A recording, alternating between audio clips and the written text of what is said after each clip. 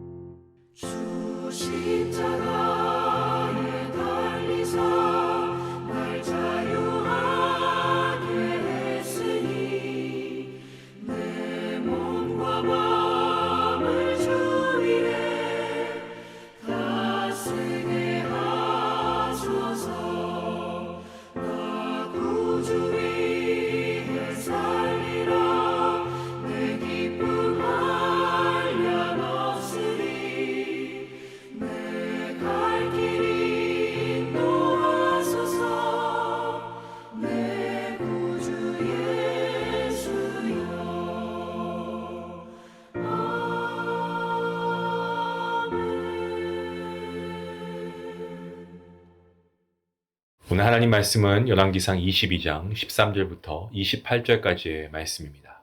함께 말씀을 읽도록 하겠습니다. 미가야를 부르러 간 사신이 일러 이르되 선지자들의 말이 하나같이 왕에게 길하게 하니 청하건대 당신의 말도 그들 중 한 사람의 말처럼 길하게 하소서.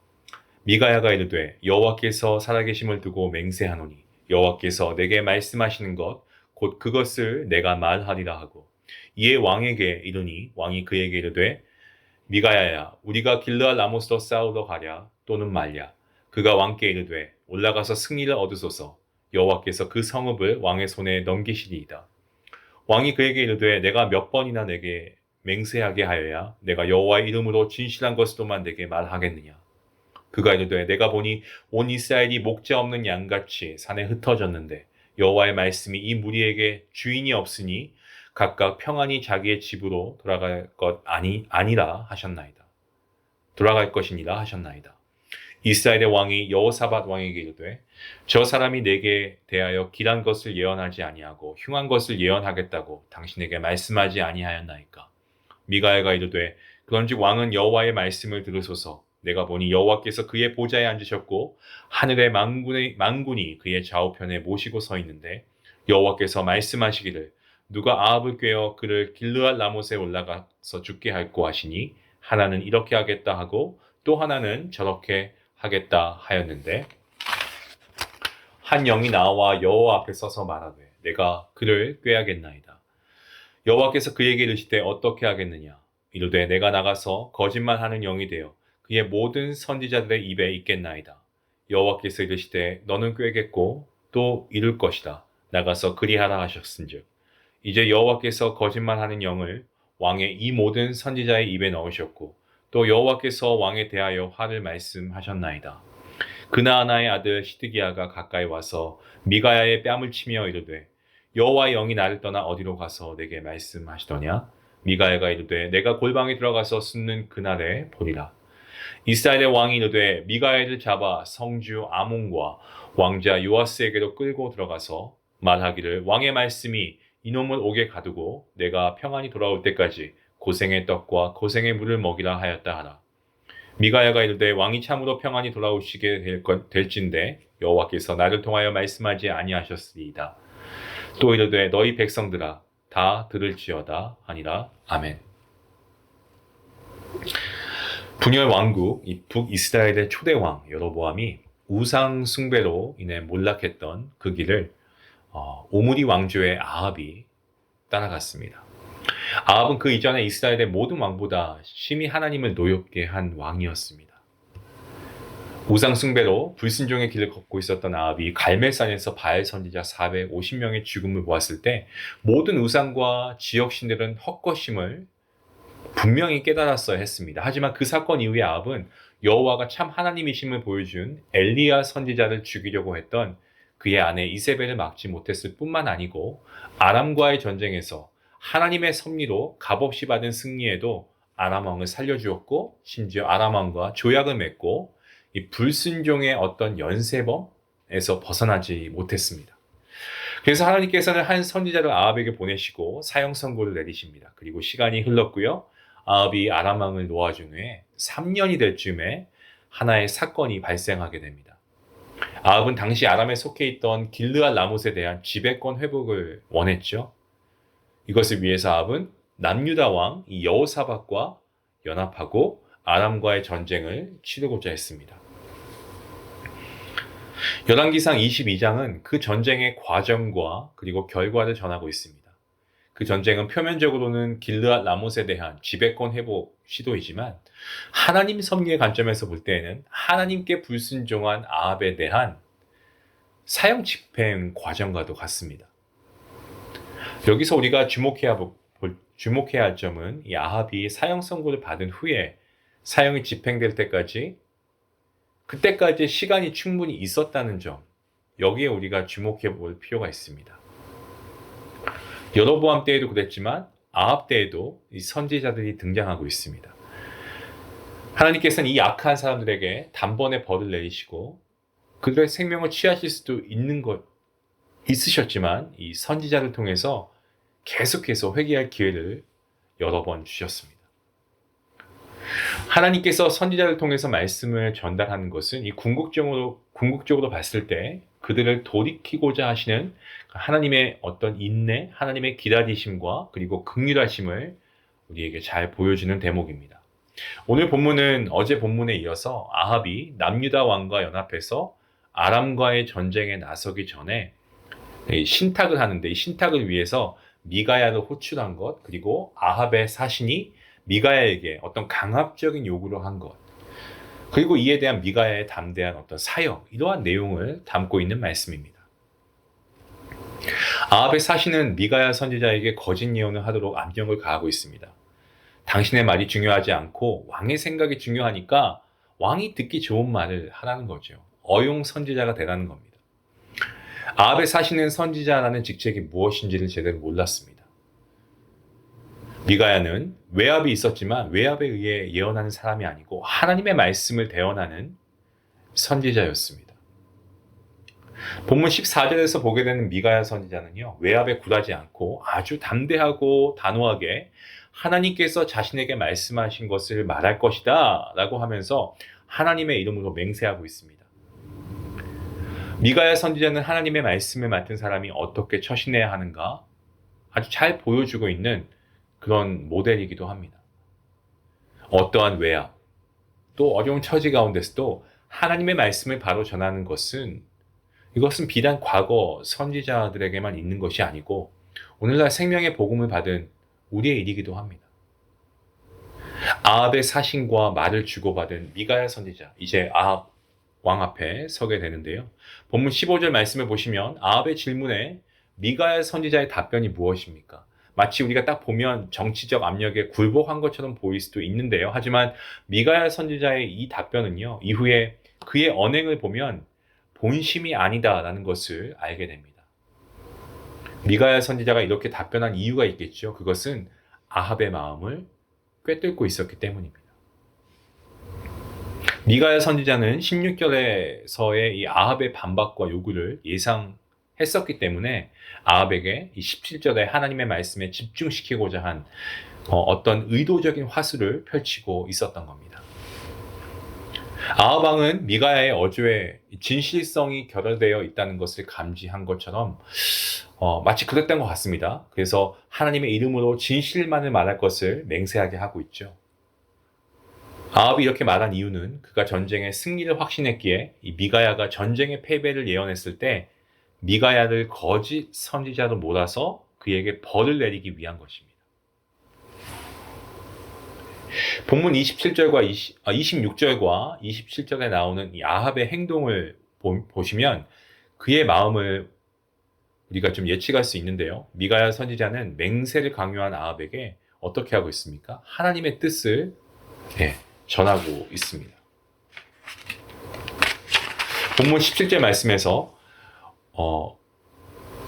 온 이스라엘이 목자 없는 양같이 산에 흩어졌다라고 말하고 있습니다. 자, 이 말씀은 이스라엘이 전쟁에서 패하게 된다라는 그러한 의미인데요. 그리고 목자가 없다는 것과 무리에게 주인이 없다, 이것은요, 아합의 죽음을 예언한 말씀입니다. 자, 그런데 아람과의 전쟁에서 패한다고 해도 이스라엘은 평안히 자기의 집으로 돌아갈 것이다 라는 이 말씀은요, 백성은 아합하고는 다르게 무사할 것이다 라는 것을 뜻하고 있습니다. 본문 18절 말씀입니다. 이스라엘의 왕이 여호사밧에게 이르되 저 사람이 내게 대하여 길한 것을 예언하지 아니하고 흉한 것을 예언하겠다고 당신에게 말씀하지 아니하였나이까. 아합은 미가야의 말을 마치 예상이라도 한 것처럼 남유다 왕 여호사밧에게 자기 주장이 맞았다라고 그렇게 이야기하고 있습니다. 하지만 예상 적중이 결코 마음이 편할 수 없었습니다. 전쟁의 패배와 또 자신의 죽음을 예언했기 때문에 그런 것입니다. 아합은 선지자의 말을 믿지 않았습니다.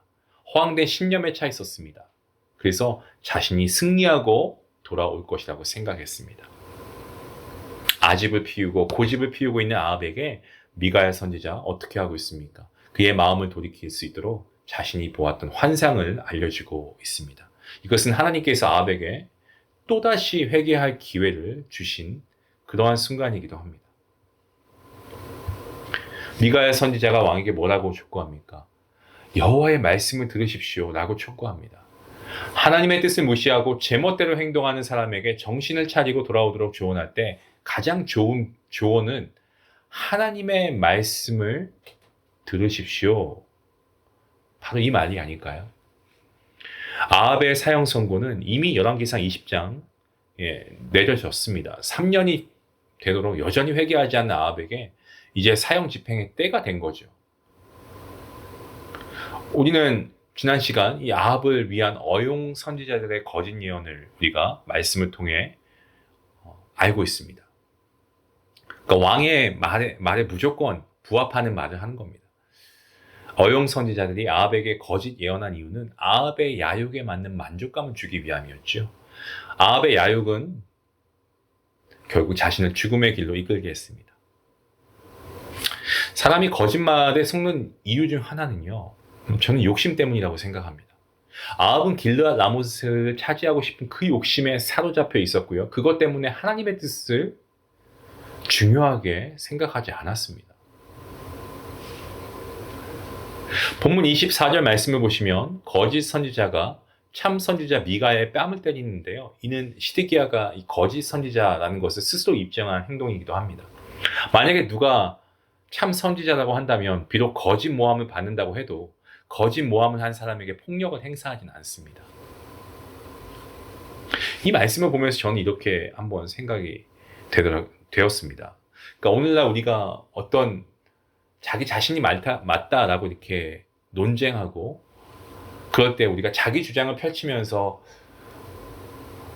폭언이나 아니면 폭행을 한다고 한다면 과연 그 사람을 가리켜서 하나님의 자녀라고 말할 수 있을까?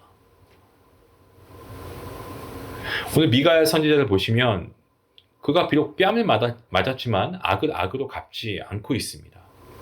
평정심을 유지하면서 거짓 선지자 이 시드기야에게 하나님의 말씀에 근거해서 그에게 닥칠 일을 말하고 있습니다. 본문 25절 말씀입니다.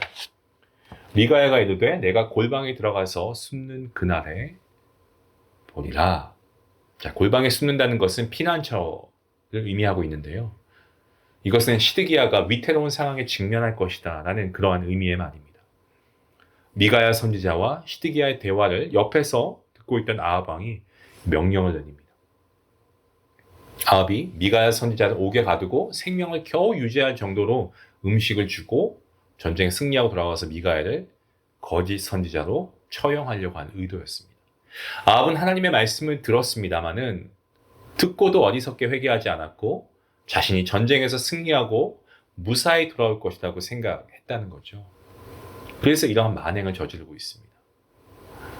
이에 미가야 선지자는 어떻게 합니까? 이스라엘의 패배와 아합의 죽음에 대한 하나님의 말씀을 알렸습니다만 아합에게만이 아니고 전쟁 개시 여부를 결정하는 중대한 모임에 있었던 백성들에게도 알립니다. 이것은 자신의 말이 거짓말이 아니고 하나님의 말씀으로 판명될 것이다 라는 것을 온 회중들 앞에서 선포하고 있는 것입니다. 사랑하는 성도 여러분, 미가야 선지자, 그는 나라의 최고 권력자, 왕의 앞에서 하나님의 말씀을 담대히 전했습니다. 죽음도 두려워하지 않고 불사하지 않는 그의 모습, 담대함이 보여집니다. 그래서 하나님의 섭리의 통로가 되었다라는 사실입니다.